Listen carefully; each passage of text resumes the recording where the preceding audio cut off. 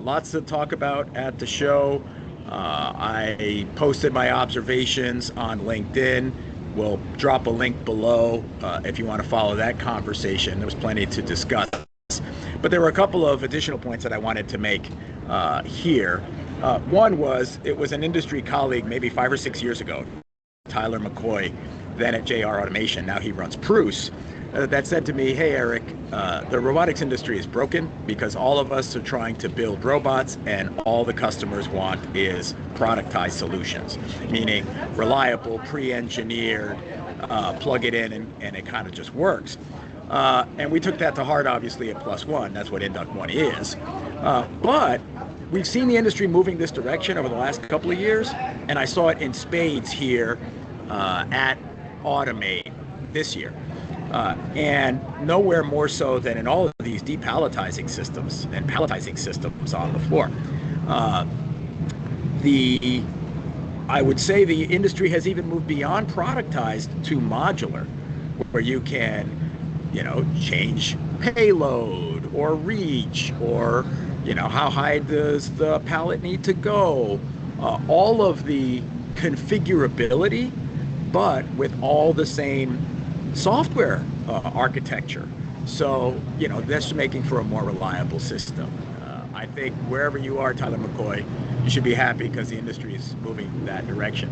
Secondly, the last day of the show, we had a panel discussing the A3's advocacy work in DC. Over the last year, the A3 has stepped up our efforts in Washington, making the case for robotics and automation being a boon for industry and society. And Brendan Schulman of Boston Dynamics has been, leading that charge and was instrumental in us having a roundtable in DC with the House Select Committee on China.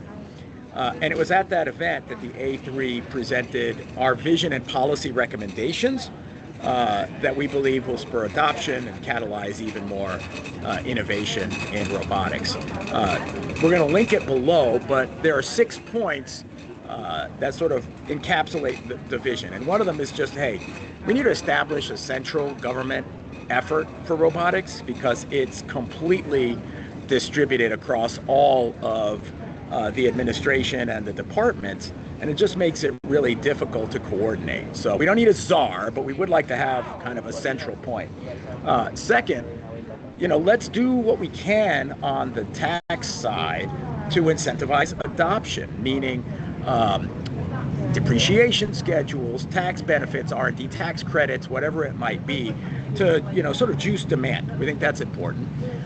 Third, the government should be a leading adopter of robotics. There's certainly plenty of use cases throughout the Department of Defense and commerce and government, and yet they're traditionally very late to the game. And we think that needs to change. The government should be a leading adopter of the technologies. Fourth, and this one's important to me, is expand the workforce training for robotics in the country. And there's a lot of efforts going on there that we're applauding. Fifth is fund academic research. We used to have the National Robotics Initiative. We need to bring something like that back, but bigger this time. And last is just developing some new industry standards. We're getting new types of robots. Now you've got all this emphasis on humanoids. How are you going to deal with safety with these dynamically stable devices? And so, just at the show, they announced the formation of a work group to undertake safety with dynamically stable machines like humanoids and other legged robots. So lots of good things happening in robotics. If you're interested, let's keep the conversation going. Thanks for listening.